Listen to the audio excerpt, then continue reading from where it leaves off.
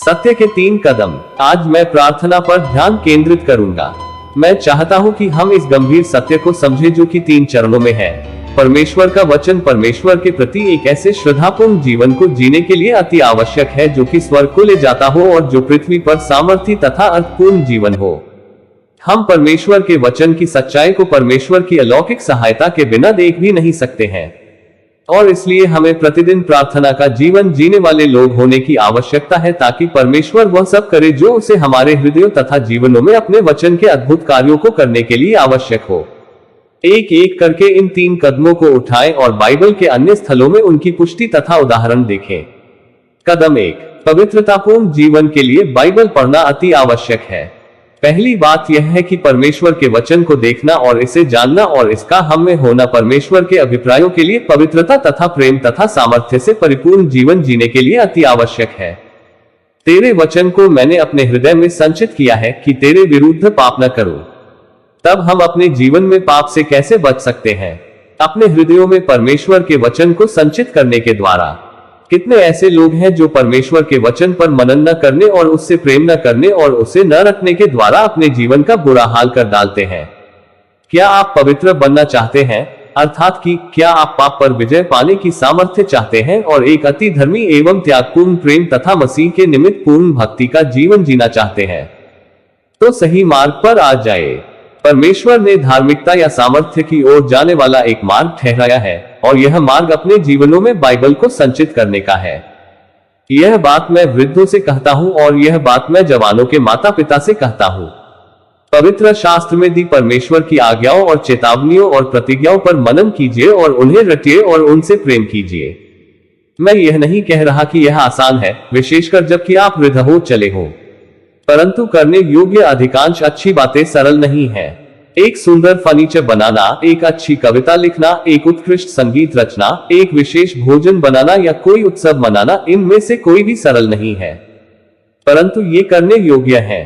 तो क्या एक अच्छा जीवन जीने के लिए कुछ करने योग्य नहीं है? तलीथा अब 2 वर्ष की है। वह बाइबल के पद याद करना सीख रही है। वह अलग अलग प्रार्थनाएं भी सीख रही है। क्यों? बाइबल के पदों को उसके लिए बार बार दोहराने का कष्ट करने की क्या जरूरत है? बिल्कुल सीधी सी बात है, जब वह तरुणाई में पहुंचे तो मैं चाहता हूं कि वह परमेश्वर का भय मानने वाली, शुद्ध और पवित्र और प्रेमी और नम्र और दयालु और दीन और बुद्धिमान हो। और बाइबल बिल्कुल स्पष्ट रूप से कहती है, यह आपके हृदय में परमेश्वर के वचन को संचित करने के द्वारा होता है। तेरे वचन को मैंने अपने हृदय में संचित किया है कि तेरे विरुद्ध पाप न करूं। उद्धरण चिन्ह। यूहन्ना 17 वचन 17 में हमारे लिए यीशु ने अपनी उस महान प्रार्थना में ऐसा कहा है, सत्य के द्वारा उन्हें पवित्र कर, तेरा वचन सत्य है। पवित्र करना बाइबल का एक शब्द है जिसका अर्थ है कि एक व्यक्ति को पवित्र या धर्मी या प्रेमी या शुद्ध या सद्गुणी या आत्मिक बनाना। और इन बातों को मैं अपने स्वयं के लिए और अपने बच्चों के लिए और आपके लिए चाहता हूं। तो फिर हमें क्या करना चाहिए? यदि हम सत्य द्वारा पवित्र किए गए हैं और परमेश्वर का वचन यह सत्य है, तो हमें क्या करना चाहिए? यदि एक डॉक्टर कहता है, आप बहुत अस्वस्थ हैं और आप अपनी इस बीमारी के कारण मर जाएंगे, परंतु यदि आप इस दवाई को लेंगे तो आप स्वस्थ हो जाएंगे और जीवित रहेंगे, और आप इस दवाई को लेने में लापरवाही करते हैं, बहुत व्यस्त हूं, ये गोलियां बड़ी बड़ी हैं और गुटकने में बहुत कठिनाई होती है, या फिर आप इन्हें लेना भूल जाते हैं, आप अस्वस्थ रहेंगे और मर जाएंगे। पाप और आत्मिक अपरिपक्वता के साथ भी ऐसा ही है। परमेश्वर आपसे जो कहता है कि वह आपको पवित्र करेगा और आपको परिपक्व तथा बलवान तथा पवित्र बनाएगा, उसे यदि आप अनसुना करते हैं तो आप परिपक्व, बलवान और पवित्र नहीं होंगे। परमेश्वर के वचन को पढ़ना, उस पर मनन करना और उसे रखना और प्रिय जानना पाप पर विजय पाने और एक बलवान, भक्त, परिपक्व, प्रेमी, बुद्धिमान मनुष्य बनने के लिए परमेश्वर द्वारा नियुक्त तरीका है। परमेश्वर के वचन में ऐसी अद्भुत बातों को देखा जा सकता है जो कि आपको गहराई से परिवर्तित करेगी, यदि आप उन्हें सच में देखेंगे और अपने आप में संचित करेंगे। कदम 2, परमेश्वर की सहायता के बिना हम नहीं देख सकते हैं। इस पाठ में दूसरी बात यह है कि परमेश्वर की अलौकिक सहायता के बिना बाइबल में जो अद्भुत बातें हैं उन्हें हम नहीं देख सकते हैं। कारण यह है कि हम पतित और भ्रष्ट और पापों में मरे हुए हैं और इसलिए अंधे और अनभिज्ञ और कठोर हैं। इफिसियों 4 वचन 18 में पौलुस हमारा इस रीति से वर्णन करता है, हम उस अज्ञानता के कारण जो हम में है और हमारे मन की कठोरता के कारण हमारी बुद्धि अंधकारमय हो गई है और हम परमेश्वर के जीवन से अलग हो गए हैं।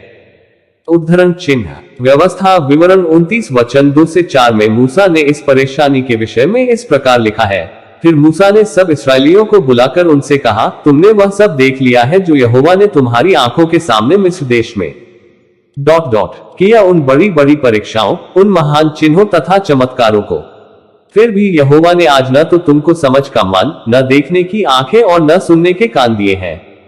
ध्यान दीजिए कि तुमने देखा, परंतु तुम परमेश्वर के अलौकिक कार्य के बिना नहीं देख सकते हो।